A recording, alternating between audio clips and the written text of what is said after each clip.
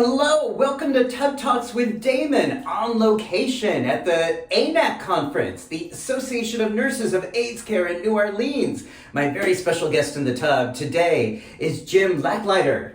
Hi. How are you? I'm good, thanks. How are you? Oh, I'm so glad you're here. I'm great. I am so excited about this conversation because I feel like nurses simply do not get the acknowledgement, reward that they deserve, and I know that's not why nurses do what they do, but I love this organization and I love this conference because it really is an affirmation of the essential work that nurses do day in and day out. Before we get to that, I want to ask you, Jim, what do you like most about your body?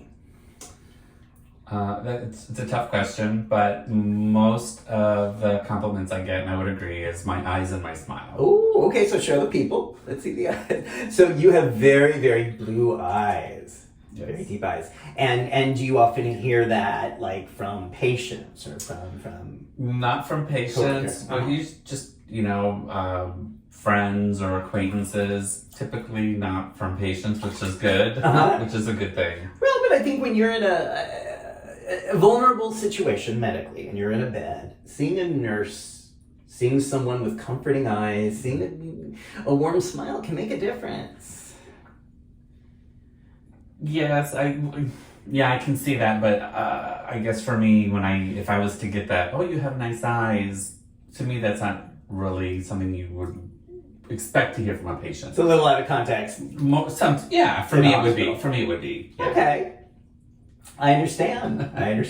Okay. It is so interesting, and that's part of why I wanted to do these interviews and do this series with people of all ages and backgrounds, was to really think about what we affirm about our physical bodies.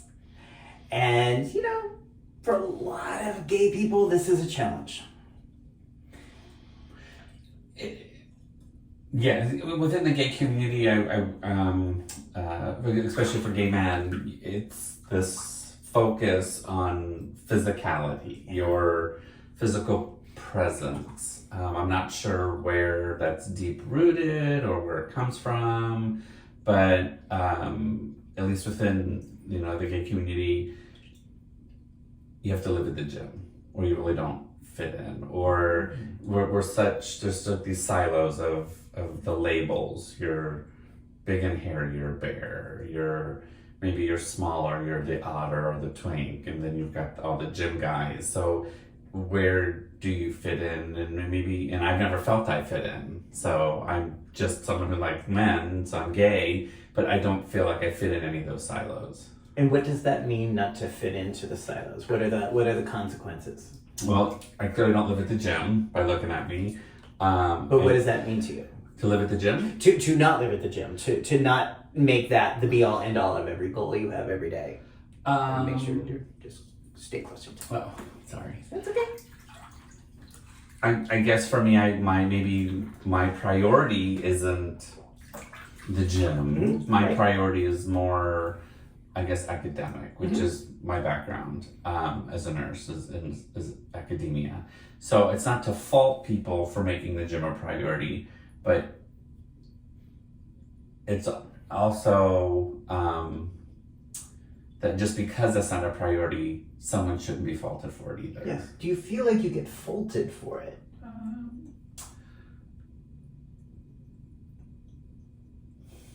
I would say yes. I think within the community there's a lot of judgment based on your physical. You see it, on the dating apps, or you meet someone out and you'll say something, and because you don't have that physical being, and we all have physical attractions, nothing wrong with that, but there's more to someone than their physical body, and that's where I wish we would have more of a priority in the community. So you are what? I'm Do you want to say more about that? No, I'm just thinking. thinking. What are you thinking? No, go ahead. Well, I was going to say, so you are 51 now. I am 51. And when did you start to come out and interact with other gay people in a public way? So I grew up in the Midwest, in a very rural community. wasn't exposed. So I didn't know the feelings I had at a younger age, maybe early teens. It wasn't until I was in college, 1992, that I actually had my first gay friend that I kind of learned a few things from. His name was Benjamin, and he came from California and was went to the same college I was going to. It was a good experience, but even then I really wasn't active. I just was able to understand to myself more. I did come out when I was about 17, just because I was able to accept it. Reading some books, watching some movies,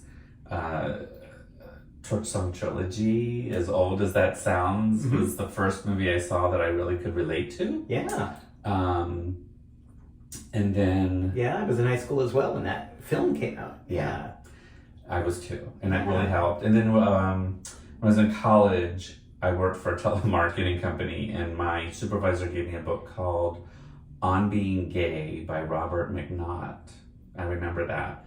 And I read it cover to cover, and it really also helped me understand, I would say, what I was at that time. I didn't know who I was as a teenager. So he just like sort of randomly gave you, well, not so randomly, but he thought this book would help. His name was Vince. I can't remember his last name, but his first name was Vince, and just was very nice. And I guess saw this young struggling gay kid that was working to get to college, and he was from Nebraska. But yeah, that was kind of my coming out. Do you remember when your brain started to internalize the should, what I call the should, that your body should look a very specific way? I mean, that's typically described as like the young, thin twink. I remember when I was, I don't know, maybe 14, 15, asking and talking to my mom about going to the doctor to take testosterone because I was so skinny and I was effeminate and I was tired of being called the horrible names I was being called in the hallways, and I thought if I could take this hormone it would make me different. Never did. I never did.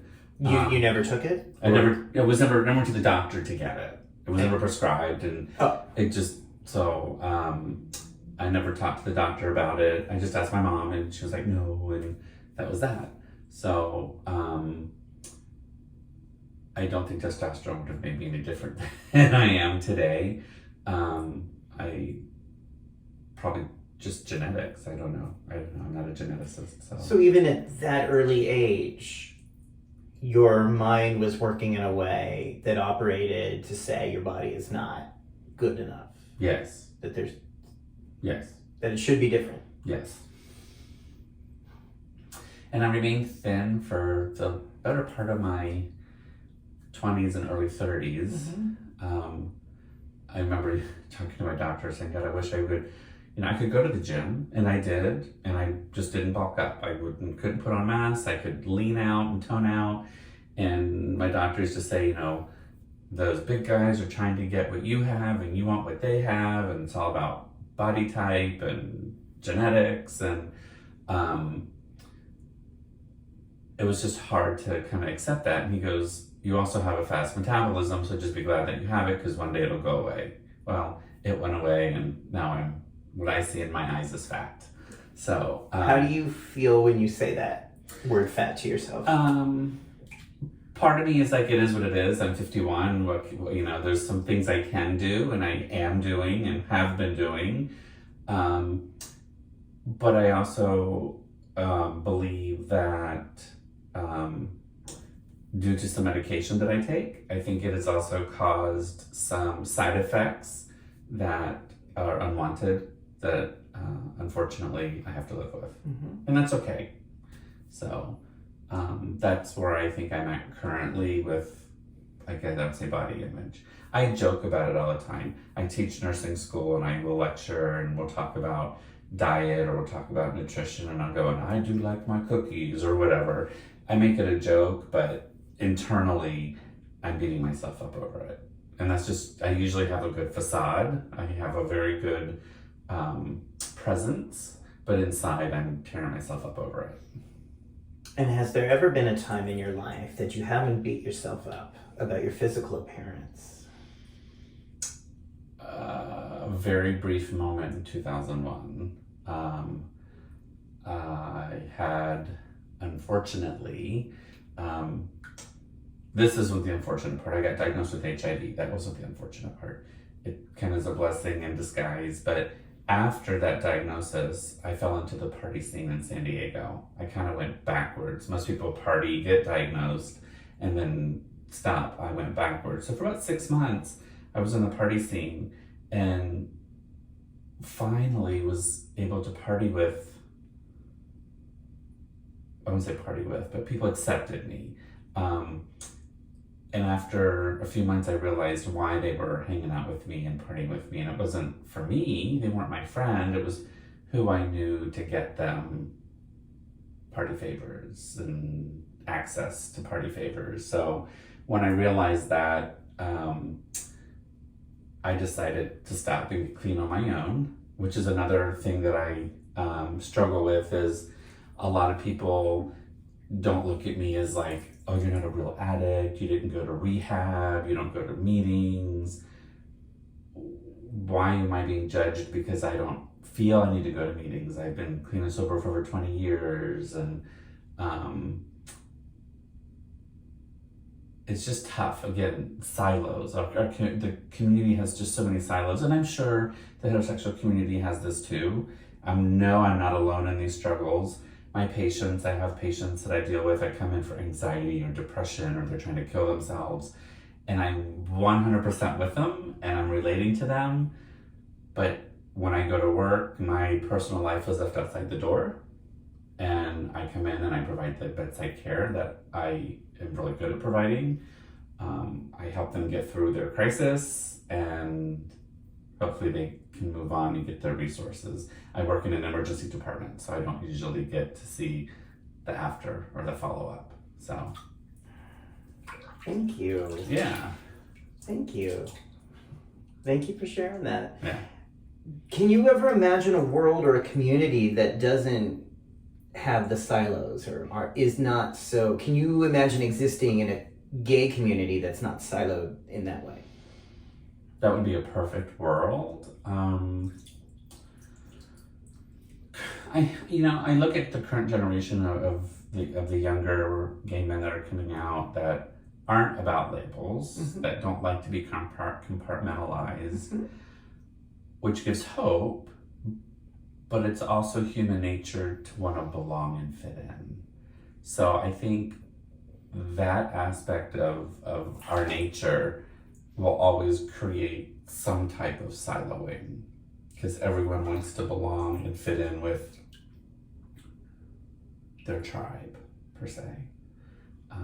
But I think it's going to get less and less as new generations come and don't want those labels and don't feel that there needs to be a set place or a set puzzle piece. That's how I look at it. Yeah. So maybe someday. Perhaps, though I do experience sometimes with younger people, there's still the siloing. It just might look different. Like there's still pressure to conform to a lot of group norms, to use certain words or look a certain way. It just might be different from the things we grew up with. No, true. But there still seems to be pressure to conform to the tribe. True. And I don't know, I sometimes wonder, because like I've never, like when I was younger, I didn't really have a tribe or I didn't have a group. And I've never really fit into a group. And that was really painful mm-hmm. when I was younger. But now I think that was a favor. That was like a gift in disguise. I never fit in with the popular crowd, never fit in with the boys, really never fit in with the girls. Then when I came out as gay, never really fit in with the gays. I don't really fit in with the therapists. I don't really fit in with the group that we're here for. But I get to exist a little bit inside, but on the outside of the margins. Mm-hmm. And I realized as I get older, there's for me a kind of liberation in that. Because I don't have a tribe. I don't have a silo. And, at 52, I have no fucks to give about that anymore. I see how there's advantages to saying, okay, like what if we just go the other way? And in my world, that means that all human bodies are brilliant, beautiful, resilient vehicles. It doesn't mean I'm erotically attracted to all bodies, but I just recognize the human body as this amazing force of energy that I am in awe of. That if we start from there, that the body is beautiful and that the spirit inside the body has potential for amazing growth and beauty. Like where can that conversation lead us in our groups, in our communities, in our bathtubs, in our dinner tables? Right. When we just kind of start with the premise that you have a body, I have a body. Oh my God, we live to our 50s. That was not guaranteed for us.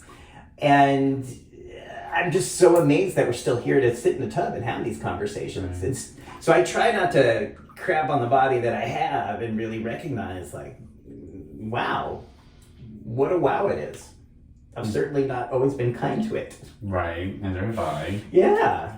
But that's kind of the perspective I come to this and do these interviews with is like, one of the things that you and I have sort of a disadvantage of on the macro level is that we've never really seen a cohort of queer men in their 50s age up before. I mean, this group wasn't around when we were in our 20s coming out, when we were in our teens coming out.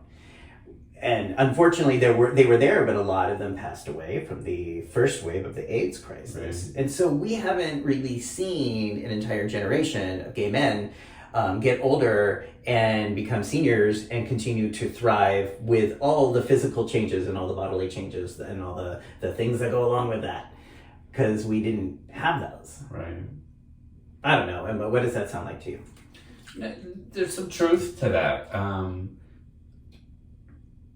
And again, the younger generation now is looking up and we're alive and, the 60s, HIV is now a chronic disease. So it's very manageable and people are not typically dying of HIV anymore. Yeah. They're dying of heart disease and heart attacks and strokes, just like everybody else. So it's changed, so I never thought of it that way, that there was no role model for us to watch to grow up, just to see what happens and the changes. Interesting. So maybe the meaning or the purpose of all this is what you and I are capable of doing today, is giving that is something we didn't have. Could be. Whatever young people are going through today, for better or for worse, they're not going to be, I hope to say I want to leave this earth at least setting some sort of blueprint for the glory and the gratitude of aging. Yeah, but it's also, how do we leave that legacy, or how do we leave that message? Because it's becoming more difficult to communicate. It's, in the age of technology, we have our faces stuck in a phone, or we can sit in our tub and record a video. Kids today are born with an iPad in their face. Parents are using that as the babysitter. So how do we leave a legacy of communication? And I think it's just by being. I don't think it's necessarily by doing. And I want to get to your work, but I think what you're doing and what all of us are doing, get a little closer to me. There we go. I think what we're all doing is being. Like, I don't think it's necessarily like there has to be a plot or a plan, but I think because you're being you, you're being a compassionate human, you're helping people in your daily life. You have worked hard to take care of this beautiful body. You have taken care of the body that HIV is living with. You have fought to stay clean. You're doing all these things. That means you're being a human being who is there, who is setting an example. And it's not just about you, and it's not just about me. It's about all of us, I think, creating a different blueprint, a different context that shows that we can do this.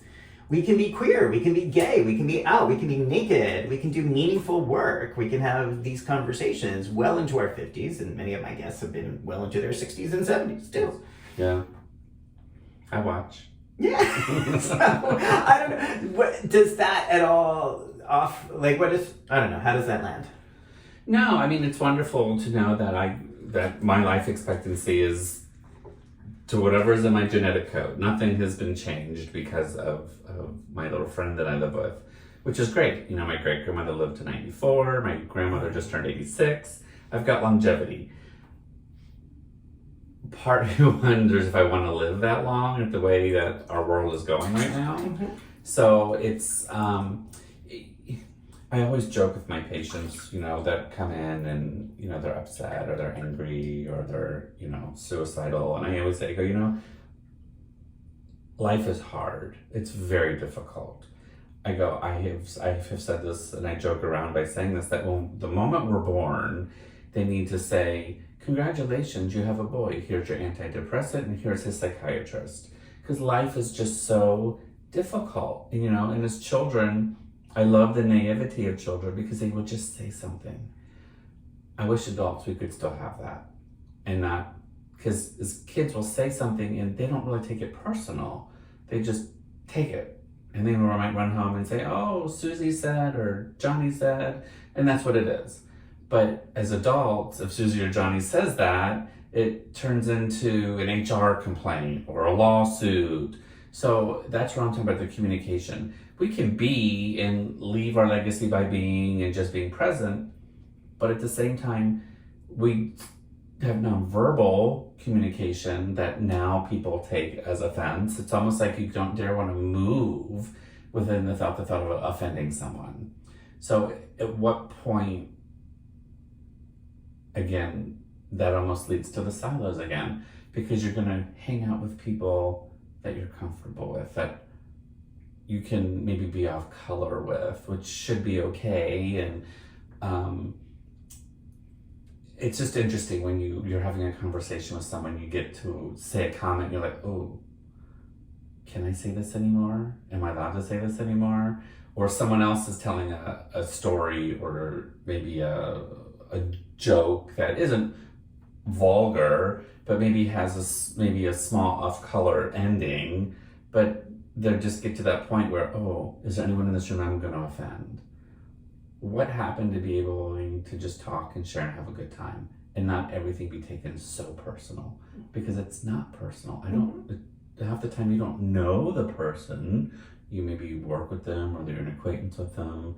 A good story I had was I used to be a flight attendant, and we were going to the hotel in the van. So it was the 3 flight attendants and the 2 pilots, and one of the pilots was telling a joke, and it was a gay joke, and you didn't know it was gay until it came to the punchline. And I had heard it before. So I just let him say it, and he went to get to the punchline and he stopped and he looked at me and I'm like, and, you know, because he was afraid to offend me. Say it. I mean, it's a joke. It's not about me or to me, but I'm finding that today, that's not the case as much. As someone who lectures in nursing school, you know, I'm sometimes afraid to even say the medical term for a body part that I might upset a student who might run to administration.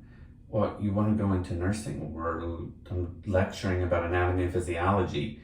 I show a video of a woman giving birth. I mean, I say that from the very beginning of class. I go, we're going to watch a video that shows a woman giving birth. You're going to be a nurse. And I just wait to get an email. Oh, you can't show that video. So far, so good. But I'm just waiting for that.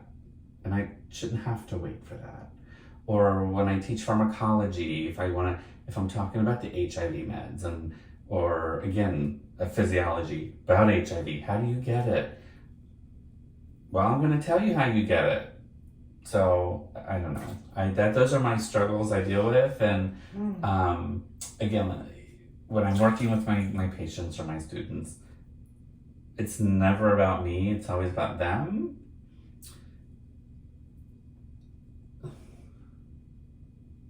So though I'm struggling internally, you don't see that on the outside.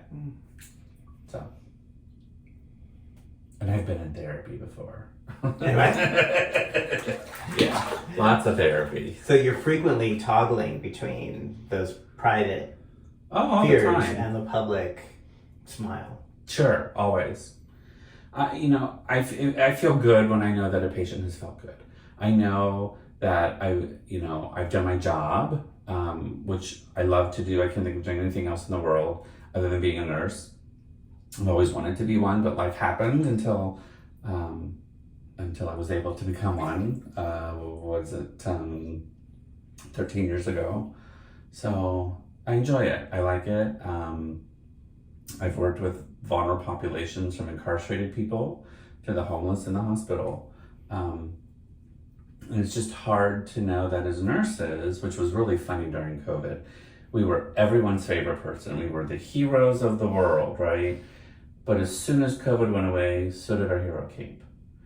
Patients are back to yelling at us. They're back to abusing us. And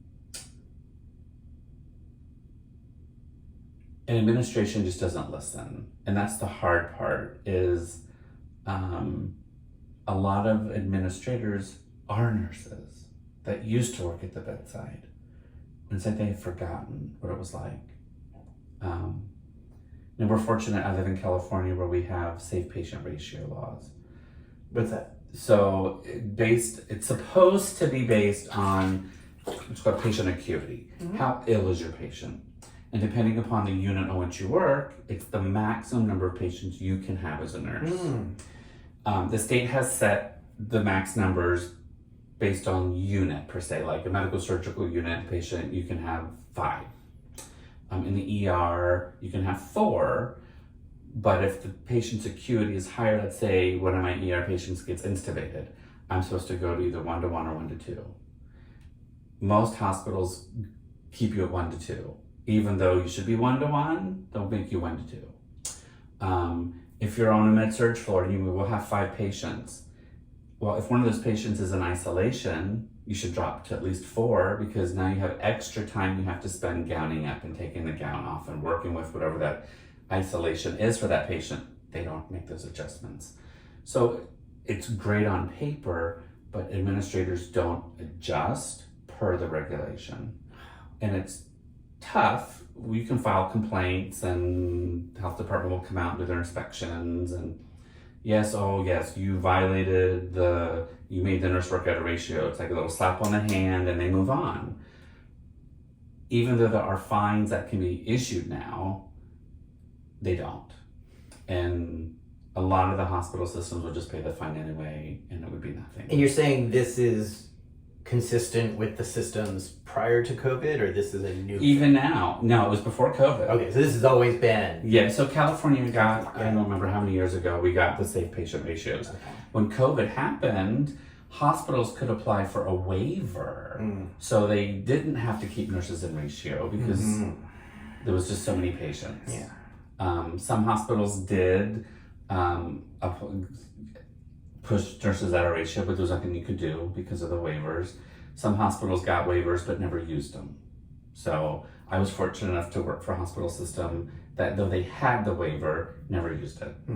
I felt very fortunate to work for that system, because friends of mine that work for our competing system were always at ratio. So, wow.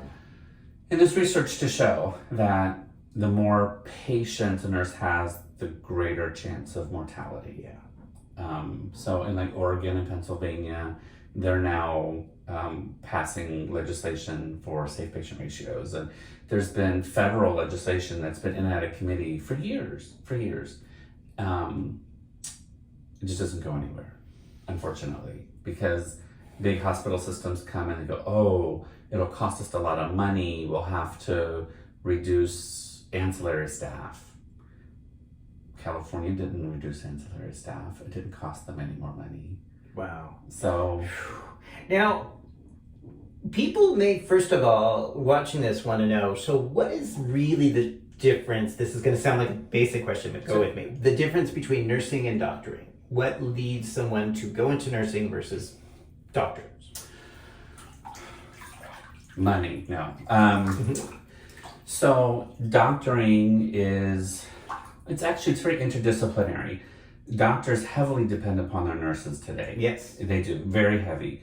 So if you think about, if you go into the emergency department, the first person you see is a nurse. We triage you. We're gonna get your vital signs, ask you what you're here for, take our knowledge and experience and kind of put you in line of how important it is to see you. The doctor's gonna look at you as a what is wrong with you? Like, what is the diagnosis? What is the medical issue with you? Taking the signs and the symptoms I put in the computer, your vital signs, what you tell the doctor, he or she will then order tests, x-rays, labs, whatever. So as the nurse, I go in, I obtain all those. I continue to gather your signs and your symptoms for the doctor, which he or she then uses to continue to either change or update your care or diagnosis. So as nurses, we don't medically diagnose. That's one of the biggest differences. We have what we call nursing diagnoses, which is basically a diagnosis that would be used to improve your care as a whole, per se.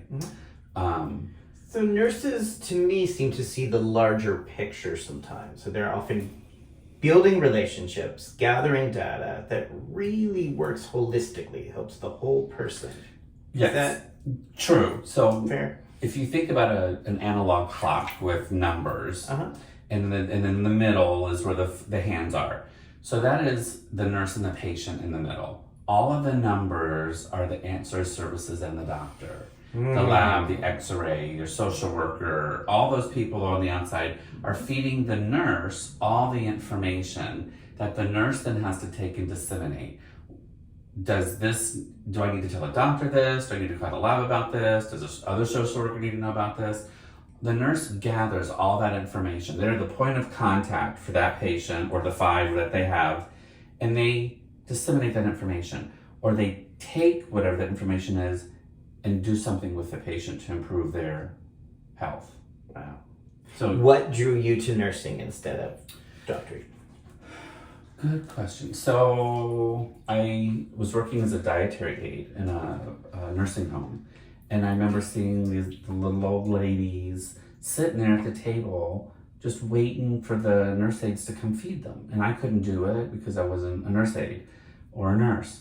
So their food would get cold, and then they'd be fed cold food. Oh. So the nursing home I worked for offered to pay for you to go become a nurse aide. So I did it. I became a nurse aide. I was 16 years old and became a nurse aide. Wow! Yeah, so... That's what you made earlier by saying you had wanted to do this Yes. for a long time. Yeah. Wow! And there is no medical in my family. It just, I don't know, it just happened. I really enjoyed it. Something clicked. I was a nurse aide for, two years? And then I became a medication assistant in the Midwest, which is where you pass medication and do certain treatments. And at that time, late 80s, early 90s, on the evening and night shift, these medication assistants, or called CMAs, could also be the charge nurse. So I was 18 running a nursing home. Yeah, it was great. A good experience for me. I've always been, I guess, a little more mature in my head than my actual age. But it was good because I learned a lot of advanced stuff.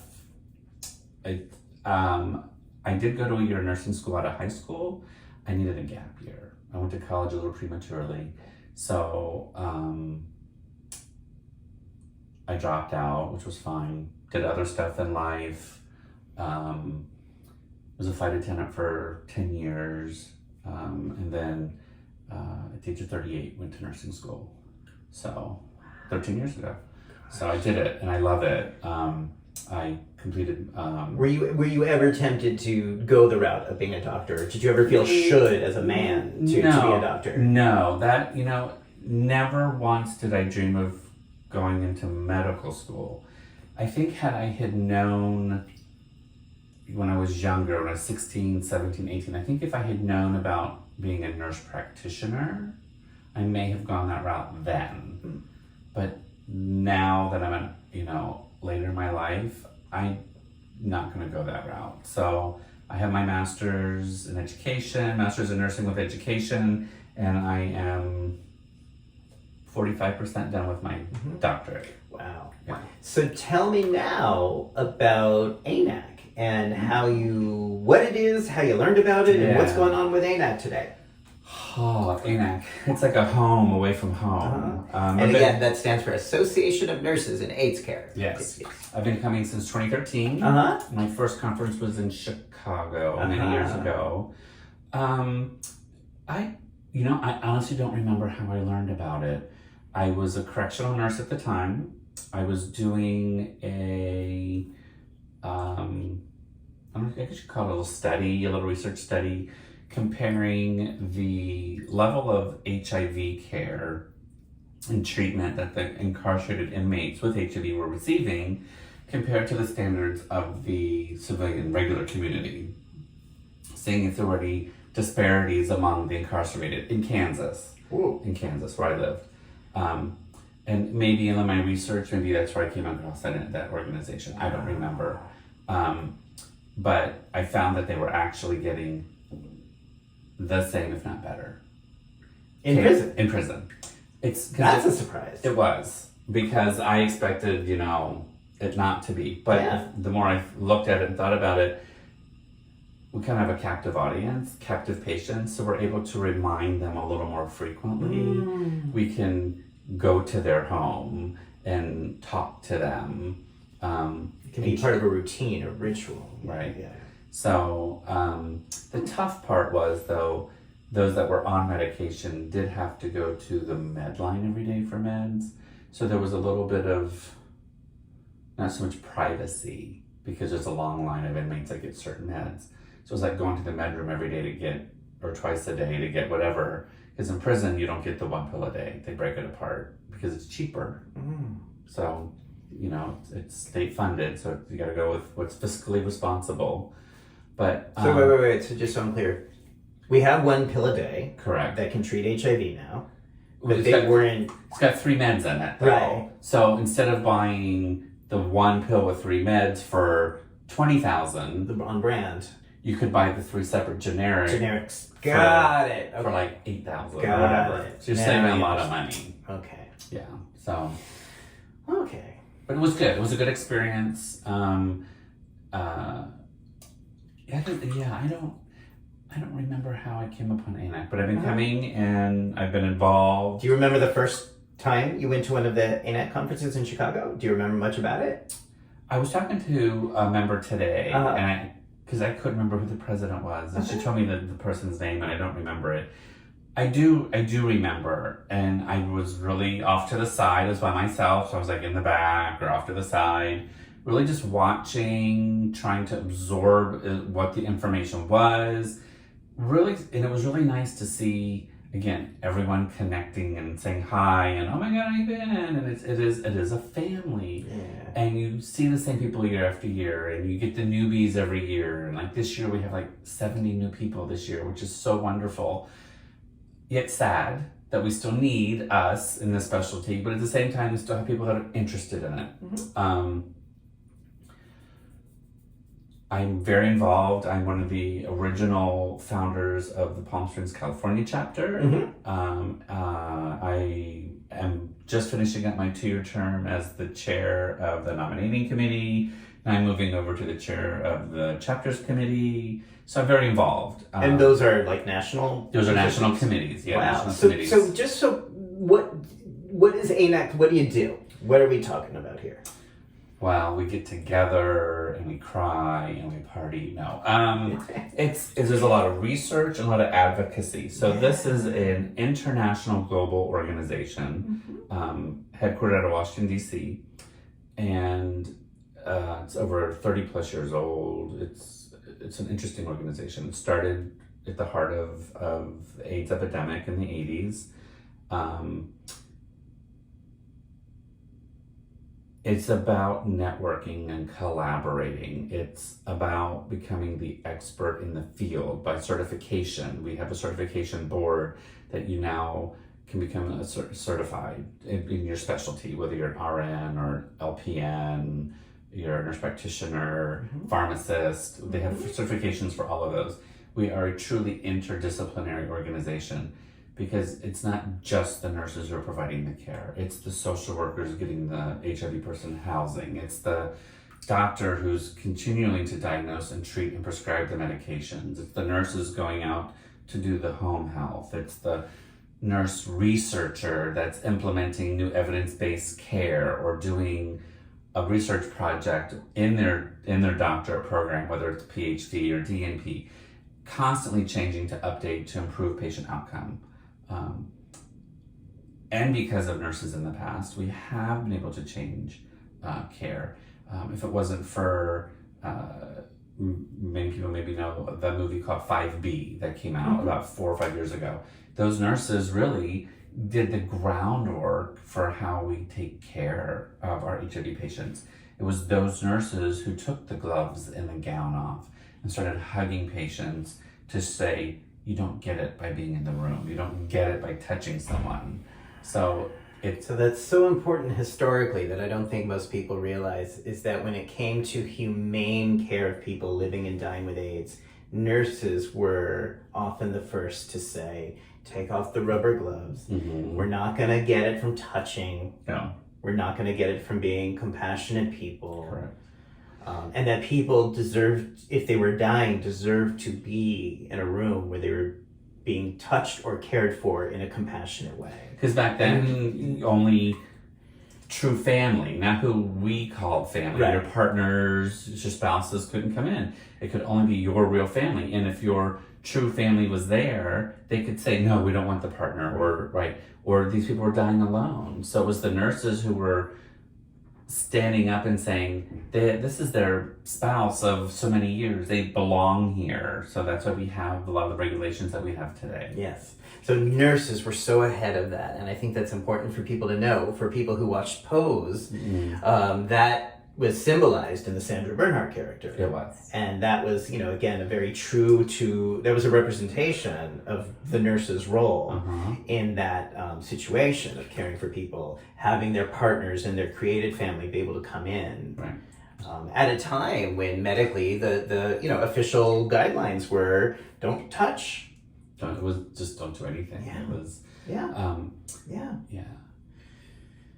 So ANAC was created with that sort of that tradition of saying we're going to do this work in a way that is humane. Correct. And it's still today. I mean, everything that's done today is always with the patient in mind and in focus, to improve the outcome and to improve, even though the focus is on the patient with HIV, it really can benefit any patient. I mean, whether compassionate care is compassionate care, so. But I feel like that's something nurses are so more readily able to adapt versus my experience with doctors. And that's I hear that a lot. And what's interesting is I think the way that we're trained. So doctors are given a lot of theoretical background, and they're taught, you go in, you get the information, and you get out, you diagnose it.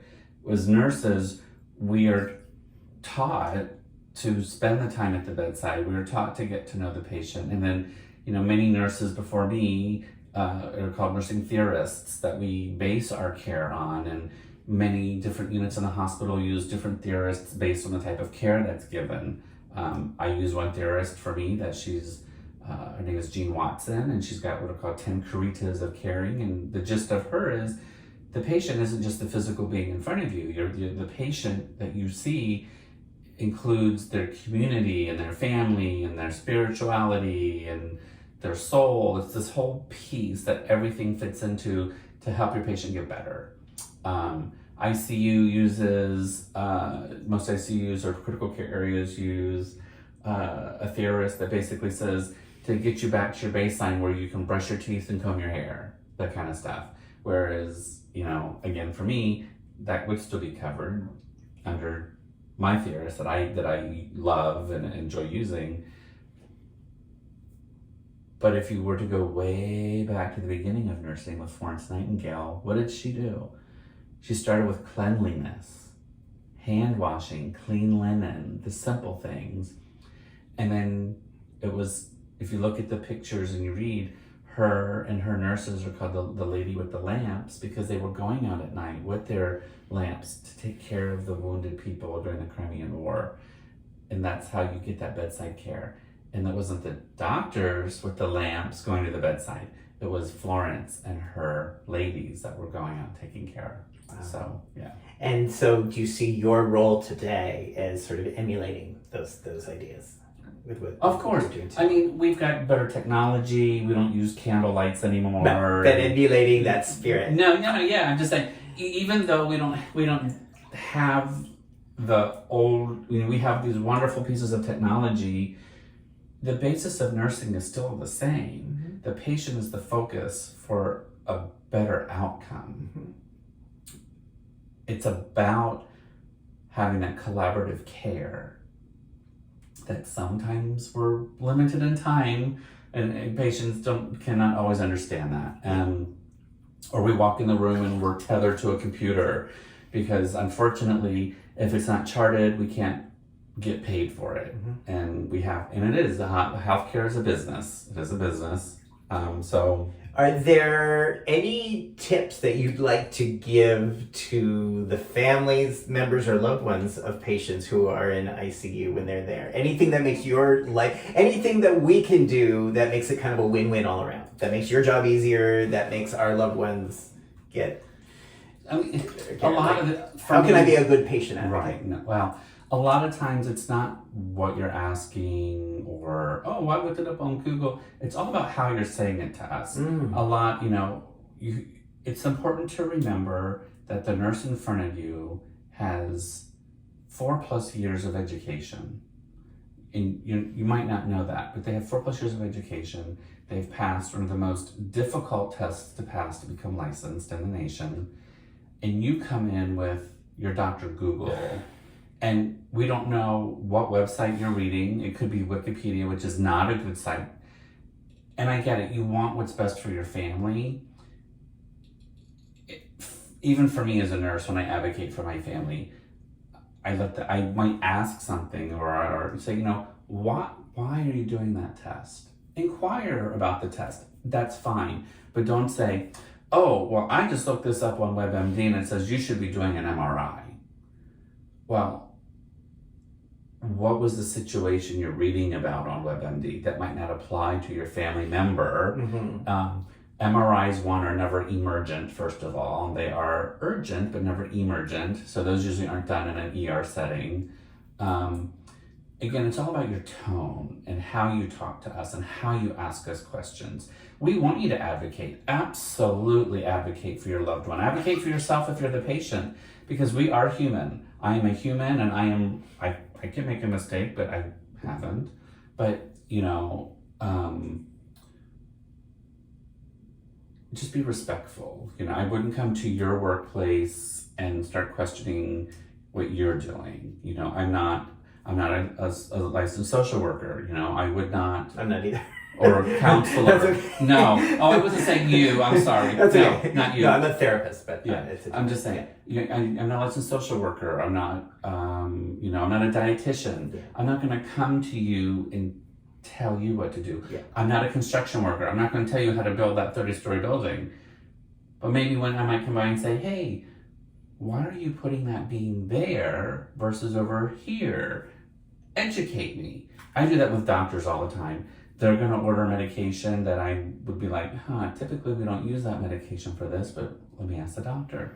Because maybe you might have been thinking of another patient. You never know. So I'll go, hey doc, hey, on so-and-so, I noticed you ordered blah, blah, blah, blah. Help me understand the thought process behind that medication. That's a professional way to question the medication, but it also helps me understand that, this medication can be used for this type of illness as well. Wow. So I learn at the same time while questioning. And sometimes he might go, you know what? I don't want to use that. I'm going to use something else. Wow. Fine. Okay. So tone and energy really matter. Yeah, delivery. Words matter, but tone matters. Yeah. Do you ever have patients like try to give you gifts and say, "Oh, you're like so great," and try to like Yes. bribe you? No, I would say bribe. It's like, oh, I'll give you. And a lot of hospital systems have rules on gift accepting. If it's, let's say they send, sometimes they'll send a fruit basket or they'll send cookies. Mm-hmm. You share it with everyone on the unit. Mm-hmm. And you can't take anything, no money, you can't take any money. The system I work for right now, if a patient wants to give you money, you just say no thank you, or if they insist, you then get your charge nurse and they talk to them about making it as a donation to our foundation. Oh, that's nice. So, and it could be in recognition of nurse so-and-so, we make this donation to the foundation kind of thing. So that it still can appease the patient, but at the same time, it doesn't break any rules or regulations that, because we're nurses to give care, not to, we're compensated by our employer, but not from the patient. Right. Yeah. Okay. Anything else that you would recommend for loved ones or advocates of patients? I know the mental health side of it, which is that when people feel so helpless and vulnerable, they often act in inappropriate ways to compensate. And I know nurses get the brunt of that in ICUs. Yeah, well, I get the frustration, I get the loss of control, the fear of the unknown, what is happening. But most of the time, the nurse is in the same situation as the patient. We're waiting for the lab result. We're waiting for the doctor to come in. We don't know when the doctor's coming in. We don't get their schedule. When they show up, and we go running. Sometimes we don't even not even in the room when the doctor's there. They don't tell us that they're coming. They just show up, they see you, and they leave. Yeah. So patience is important, and if you are coming in a mental health crisis and you don't get what you want, and a lot of times you don't, it's not the nurse telling you no. It's not. We don't prescribe. We administer off of a physician's order. So the physician has to put it in the computer or have verbally told us to do something before we can do it. Mm-hmm. So I think the public, it's important to understand that the nurse is typically in the same boat that you're in, for the most part. Like I said, we're waiting for that lab, we're waiting for that scan to come back, we're waiting for that physician's order, and he's usually waiting for the same lab or the same scan before he treats you. Don't throw things at nurses. Don't hit nurses. There are nurses that are permanently disabled because of patient assault. Oh my God! Yeah, it's sad. I didn't even think about that. Shit. So they've been assaulted or things have been thrown up? They have been assaulted, they've been attacked, they've been shot. So don't do a Shirley MacLaine. I know you know that reference. Terms of endearment? Oh, yes. Classic queer gay scene, but don't do that. Yeah. Because if somebody screams, "Give her the shot!" you're going to do what? Yeah, probably not something we hear in the emergency department. Okay. So your emergency nurses are a set of your most unprotected nurses in the entire hospital. Many ways. People can walk in off the street with a gun. Sure. Just usually, the security that's in hospitals are typically unarmed. We don't know what's wrong with you. You come into the hospital with a cough and a fever, right?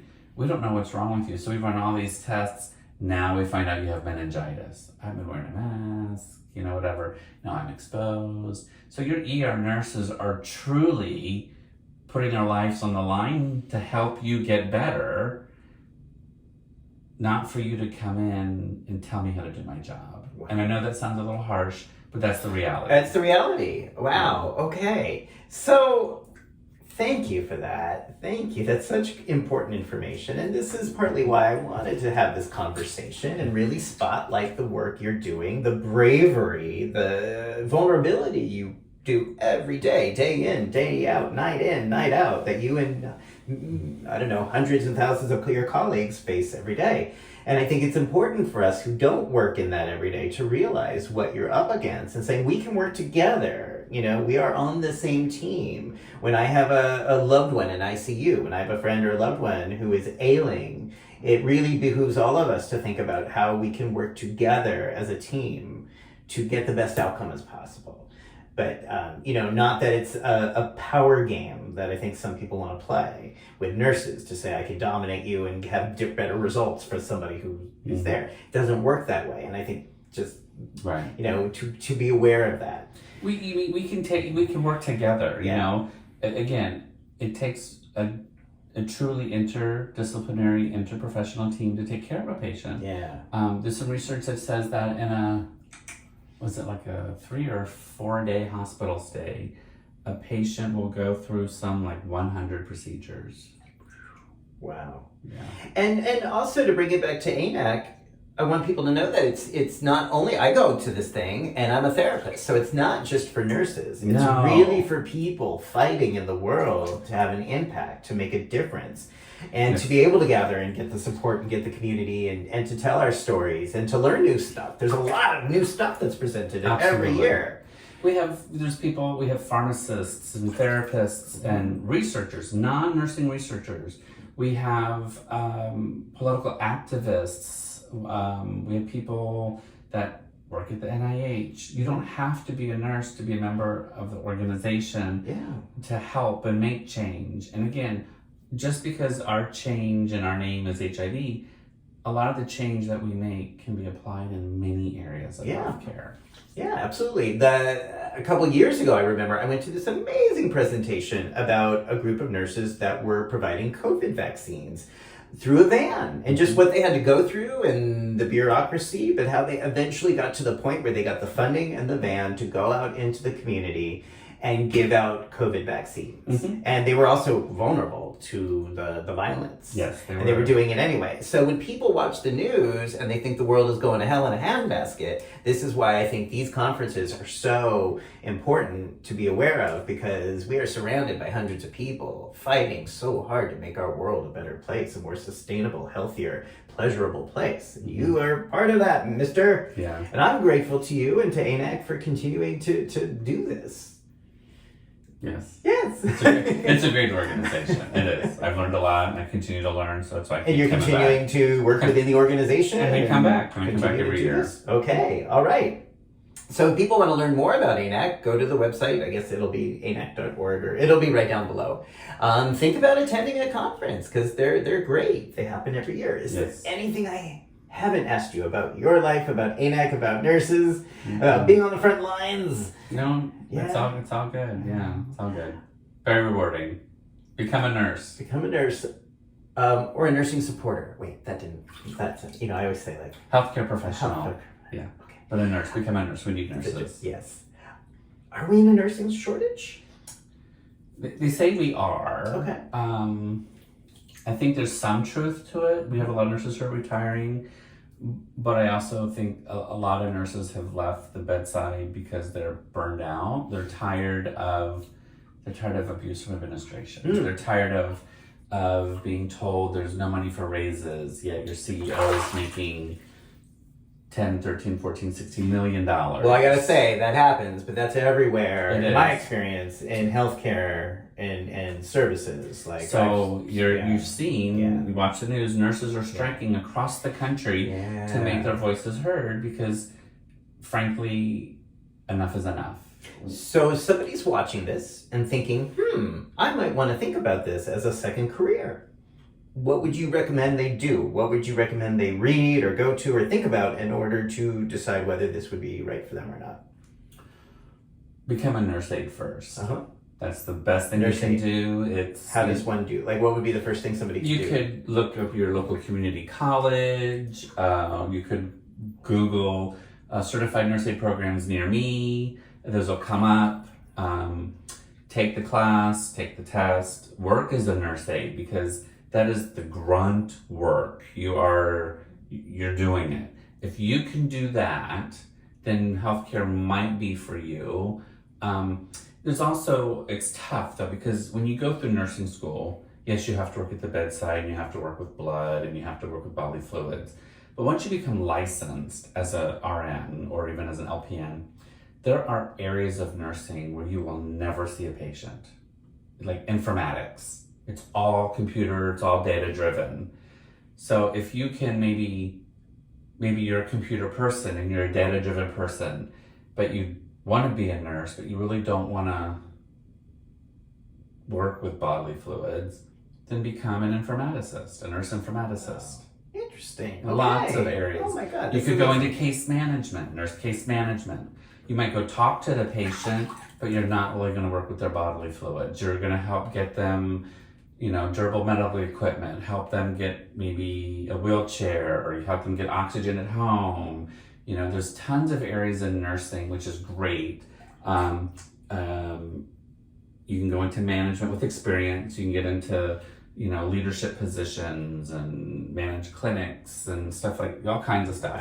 Wow. With experience and more education, you can become a college professor and teach. Wow. So there's lots of areas that are not always at the bedside, Wow. which is what people think of when they think of a nurse. They think of the bedpans. They think of the bedpans. Not always about that. No, there's not always about Not always that. about the bedpans, No, folks. it's not. And there's nothing wrong with bedpans. No, there's not. But Okay. there's tons of areas of nursing you can get into that are not at the bedside. Wow. So, but I always say starting as a nurse aide is the best thing you can do. Wow. Thank you for that. Yeah. And I want to thank you for your bravery day in, day out, but I want to thank you for your bravery of coming into this talk with me and the vulnerability of having this conversation with me. I know it's not easy. We make it look easy, but it's not. And I really appreciate that and respect that so much. And, we covered a lot. And I know sometimes we have these discussions. We don't always have clear answers or resolutions, but I'm so grateful that we can have these conversations about the silos, about the body image, about aging, just create conversation and dialogue around these things. Mm-hmm. And, continue to have dialogues around this. Because I think it's an exciting time to be getting older as a gay person. Time will tell. But time will tell. Yes. Or I'm wrong. And that'll be wrong. Oh well. But thank you, Jim. If people want to follow you and keep up with you, is there a way that you would want people to do that in social media? I have, I'll give those to you and you can post them below. Okay, so the links will be below. And if you like this interview and you want to see more of these interviews about people fighting and making change in the world, subscribe. There's like more than 120 of them now. And, the thing that inspires me is that everyone I've interviewed so far is someone who is showing up to make this fucked up world a slightly better place. And sometimes even more than slightly. Right. So thank you for this. Thanks for having me. Thank you. All right, everybody. Have a great day. Thanks for watching.